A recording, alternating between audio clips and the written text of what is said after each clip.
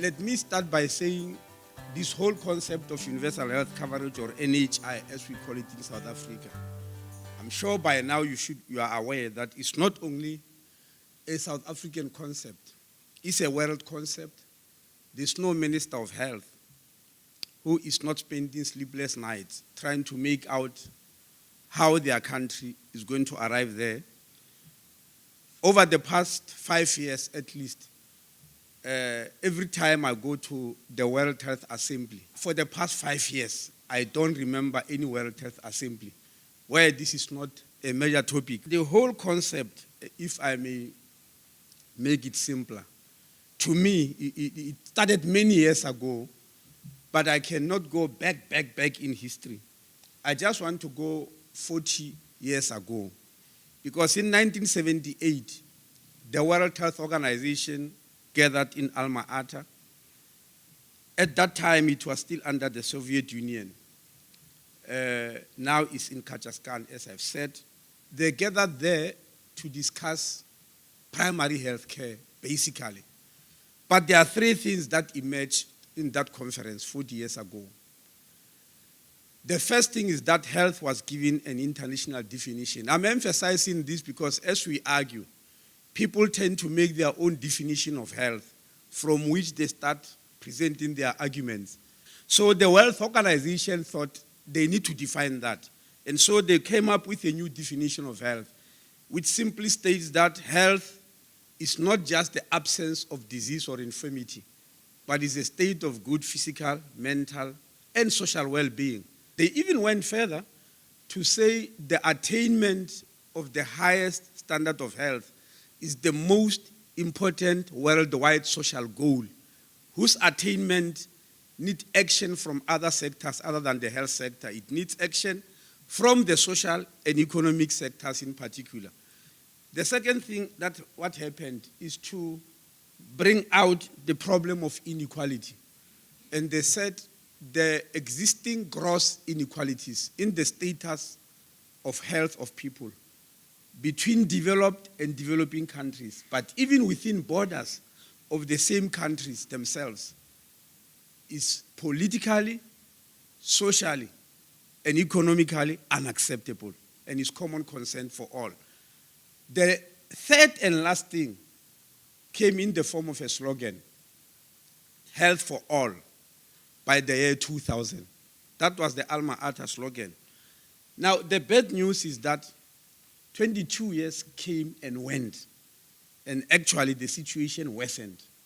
I'm trying to say by the year 2000, the status of health in many countries, especially in sub-Saharan countries, was much worse than it was in 1978.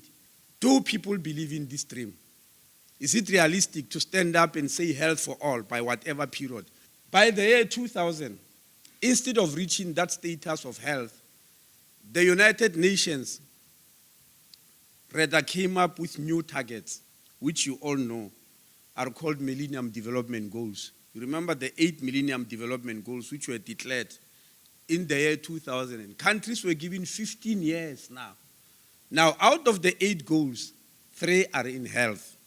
The first goal was about reducing poverty by half. The second one was universal primary health education, universal. The third one was about gender equality. Millennium Development Goal number 4 was simply saying we need to reduce by 2/3 the number of children who die before their 5th birthday. Millennium Development Goal number 5 was saying we need to reduce by 3/4, 75%, the number of women who die in pregnancy and childbirth. Millennium Development Goal number 6 was to deal with the 3 major epidemics that are bedevil in the world, infectious diseases, 3 major infectious diseases. That's HIV, AIDS, TB, and malaria. In South Africa, we arrived only on malaria when it comes to Millennium Development Goal number 6. You are aware that on HIV, AIDS, we are the most infected country in the whole world, with 7.1 million people estimated as infected, and we have got 4.2 million people on ARVs. In 2015, the year on which we are supposed to attain these Millennium Development Goals, which many countries didn't, The United Nations then arrived at another pair of targets called Sustainable Development Goals. I'm sure you know about them, the 17 Sustainable Development Goals, and there are lots of them about health. But this time, goal number 3.8 in those 17 goals is universal health coverage, that we need to attain this system of universal health coverage. The reasoning that the United Nations and World Health Organization arrived at is that there is something that is missing.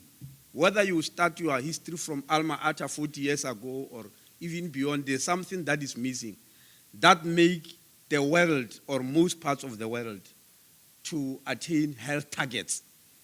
And they believe what is missing is the manner in which health is financed. The truth that makes many people uncomfortable is simply that 90% of healthcare system, and I must confess, the figure 90% is mine. It's just my estimation. It's not recorded anywhere. And I'm arguing that 90% of health systems around the world are designed for well-to-do people. They are not designed for poor people. I mean people who have got a salary, people who have got a certificate, people who have got some form of education, some form of title, some form of income. Healthcare systems are designed for them. They are not designed for ordinary people. It is the poor people where those targets must be reached. We want them to reach the targets without ever designing a health system for them. Now, that's why they said now the time has arrived that we do something, which is what? To look at the healthcare financing system of the world. Let me then come to South Africa. We thought we'll reach universal health coverage through NHI. I don't want to undermine people, but I always want to start with the definition of NHI. As you can see, it's a health financing system that pools funds to provide access to quality health care for all South Africans based on their health needs and irrespective of their socio-economic status. Now, the hullabaloo is because there are two words there that are new in this definition. The first one is that word all. The second one that is causing hullabaloo is irrespective of their socio-economic status. There's no textbook that will teach you in any medical school or any nursing college or any nursing university that this is cancer, this is what causes it, this is the cause of the disease, this is what happens. And when it comes to treatment, start dividing people socioeconomically. For a cleaner, this is the treatment. For a minister, that is the treatment. For a professor, for a medical student, it doesn't say that. They just say treatment. And they put it there. What then happens is the politics, or rather socio-economics, political socio-economics of the world, then force doctors to determine how they must treat people, and they treat them differently. Now, that's very wrong. It's completely unacceptable. I'm talking about the Medical Schemes Act. The South Africa's first Medical Schemes Act was enacted in 1967. Now, there are two things that happened in 1967 which are very unfortunate. The first one, world-renowned, which we are proud of, is when Professor Chris Barnard performed the first ever world heart transplant. Louis Waskansi, the person who got that heart, was an ordinary South African. He didn't have to bother about cost. All he knew that he is sick. The doctors told him that he needs a new heart and they are going to give to him. And nobody even debated it. The big debate was the miracle performed by Dr. Christian Barnard. And Louis Waskansi got his heart. Try to do it today. So we need to change that system and go back to what is normal, which is in all medical textbooks, which is in all international conventions that says healthcare is a right in our own constitution, in section 27 of the Constitution of the Republic of South Africa. But we said we are accepting that in order to arrive at this situation, you need a massive reorganization of the current healthcare system in both public and private. And I wrote it in red, massive. That even appears in the National Development Plan, the NDP. If you look at chapter 10 of the NDP, they are mentioning that, the problems in the healthcare system in the country. And they say there are two. One, the poor quality and poor efficiency in public healthcare system. 2, the exorbitant cost of private healthcare. Now, here is a problem we want to solve. Can we change the healthcare system of the country in terms of quality, access, cost, efficiency, and effectiveness by just improving the public healthcare system, as people are saying? By just saying, no, add more, renovate all the clinics, add more doctors here, add more nurses, let there be no corruption, let there be good management. Yes, all those problems I'm mentioning are existing in the healthcare system. And my answer is a strong no, and I'm not just doing it emotionally. I want to show you figures, and you judge what I'm saying by those figures. The World Health Organization has recommended that countries should spend at least 5% of their GDP on health. Then the concept of improved healthcare system is likely to happen. Many mistakes people do, which even the African Union, the AU did, was to believe that you can simply solve health problems by looking at the budget. That is not the budget, it's the GDP, it's the gross domestic product. You are aware that there is something under AU called the Abuja Declaration, where the African Union believed if countries spend at least 15% of country budgets, they are likely to have good healthcare system. I must tell you, there are quite a number of countries on the African continent who have achieved that 15%. It changed nothing. The problem we're having in South Africa is that we've far exceeded that 5%. We're at 8.7% of the GDP this year. An average European country is at 9%. So we're not very far from Europe. But our healthcare system are in 2 different planets. People will then jump and say, no, corruption, mismanagement, inefficiency, bad attitude, poor leadership. They'll mention all those things. And we're not denying them, they are there. But I can assure you, many of them are consequences of what you see there rather than, they are secondary to what we've seen there rather than being primary causes of the problem. Why? Because here is what everybody is trying their best to deny. That the reason is because South Africa is spending 4.5% of this 8.7 on 16% of the population. And the remaining 4.2% is spent on 84% of the population. What is 16% of the population? It is people who are on medical aid. And who are they? It is the teachers, it's the nurses, it's the doctors, the police. Now, that is the cream of South African population.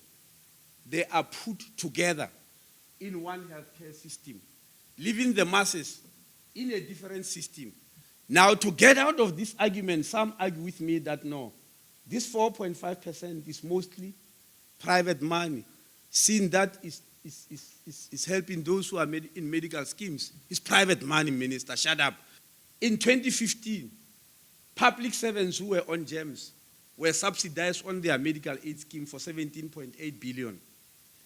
Public servants who were not on GEMS, like me, I'm a public servant, I'm not on GEMS.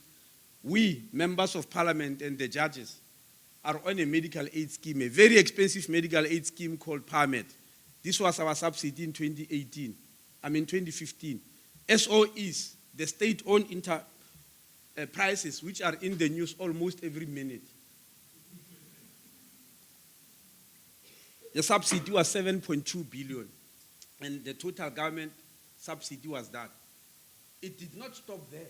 Any South African who is on a medical aid can be entitled to medical tax credits and rebates, which in 2015 amounted to 20 billion. Now, this amount of money comes from the Treasury. This comes from SARS. And the total for the fiscus of the country was 46.8 billion. This was 1/3 of the total expenditure of private healthcare in 2015. These amounts in 3 years' time increased to this. 17.8 billion to 20.5, 1.8 billion to, it increased to this. Then the total subsidy in 2018 is 57 billion, an increase of 11 billion rand. Now, what makes me angry?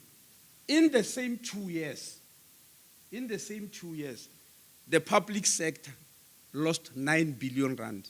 Now, how do we justify a system where 84% of the population spending this little money lose 9 billion rand in a period of 3 years, but 16% of the population with these huge amounts of money gains 11 billion rand in the period of 2 years? All you do is to subsidize them heavily. Somebody asked them, but minister, why are you shouting at us? This is your government. Yes, it's my government, but this is happening because it's statutory. These things are statutory. But increasing the budget in public health sector is not necessarily statutory. The Minister of Finance gives you what he thinks he has got. But increasing tax credits is legislated. Tax credits and subsidies is legislated, is negotiated with unions, is written in the laws of the country. And I like giving this famous example. Some people in the media tried to challenge me. They believe I was taking chances. And I was able to prove to them. But I'm not going to name institutions. I was giving them a name of a hospital, a private hospital, in the center of Johannesburg. That has got more gynecologists than Mpumalanga, Limpopo, and Northwest added together. Yes, Mpumalanga has got 34 hospitals, Limpopo has got 43, Northwest has got 23. You add them and look at the number of gynecologists in them. That one private hospital beats them, it alone. Because that's where the staff is going. This was a study done for countries which has got a population of more than 600 people. What was it trying to do? As you can see, it says South Africa is an outlier, meaning we are lying outside the practice of other countries. What is it indicating? It shows the proportion of money out of the total healthcare budget of a country, the proportion that is used in private healthcare. As you can see, number one in South Africa is at 42.8%, followed by Botswana, then United States. We've even beaten the United States. The United States is openly a country dealing with market economics, and they don't hide it. That is their policy. But we've beaten them when it comes to that, to putting a lot of money into the market. We are number one. That's why they are saying we're an outlier. Now, this is an average. A world average or a global average is 4.1%. We are at 42.2%. That figure for the United States is 32%. Now, the World Organization told me, Minister, your situation is worse than what we have reflected here, for the simple reason that you are spending 42% of your money in the private healthcare sector for 16% of the population. The United States is spending 32%, but they are doing so for 54% of their population. So they said, this is not reflected here. That 32 you see there is for 54% of United States population. Our 42 is for 16% of South Africa's population. Now, if we can't change these things and believe we'll have universal health coverage, it's not going to work. There's no way that is going to work. When they estimate how much is NHI going to cost, they calculate it on the basis of that. They simply take the cost of private health care, which we know is abnormal and unrealistic. They project it from 16% of the population to 100% of the population. And it comes with a huge figure and say, this is impossible. Now, we are not going to accept that in private health care. I mean, in NHI, we're not going to accept that. And the judge has recommended that we need to regulate those prices. What is even more disturbing is many South Africans have come to associate expenses with quality. That if I must get good quality health care, it has to be expensive. If somehow it's affordable, then it's not good quality health care. Instead, South Africa has divided the country, the population rather, into 5 different groups. They say we've got people in South Africa or individual household with no income at all, where nobody is employed. This constitutes the elderly, the children, school kids, which you know, kids going to school every day in South Africa. By now, they're number 12 million. Unemployed and unemployable. There are 24 million South Africans. that fall in that category. The second category is people in the informal sector.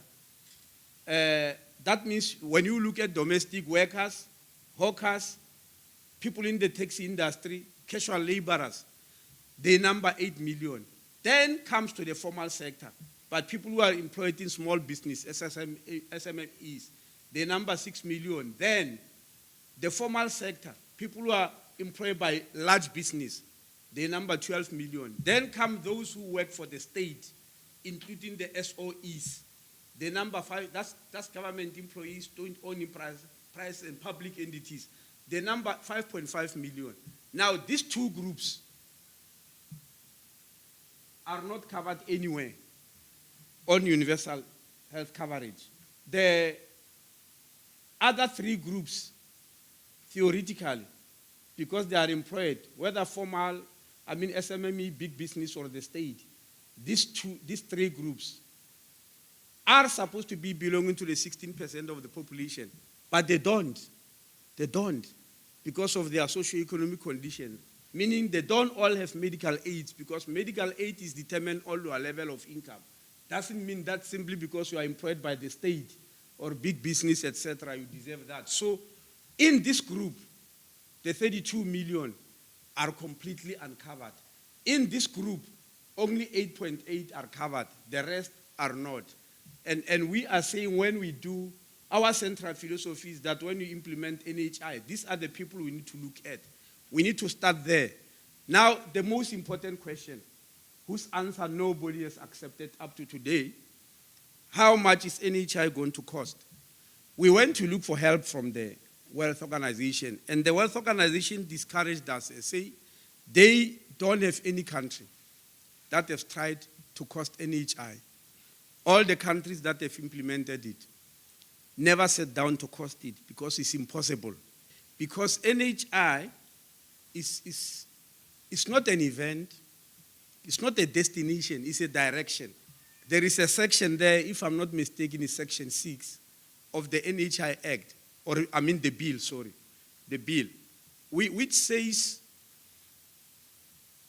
it does not mean that the day Parliament passes the bill, then the whole of NHI is on, which clearly say only the areas on which you are ready can be implemented. And there's nothing wrong with that. Presidents are known to have done that in the past. So the whole of NHI is not going to be applicable simply because Parliament has passed an act. It will be done in phases, and if we believe that this phase we can implement, for instance, if we say we can implement programs for a certain group of people here, the vulnerable, etc., for instance, we can decide that we are putting a provision for every pregnant woman in South Africa, and we know there are 1.2 million of them. In fact, we have already even calculated that. We can say every pregnant woman under NHI is entitled to this, and from today onwards, this is the part we'll implement, and this is how much it will cost. How do we fund NHI? Where will the money come from? We've been asked this question, funny, many times when we started the fight against HIV. Every time we added more people, I was asking, can the country afford? I was not inclined to entertain such questions, and I just asked them one question: can the country afford not to? It's like in 1994 having said, do we need a democracy in South Africa?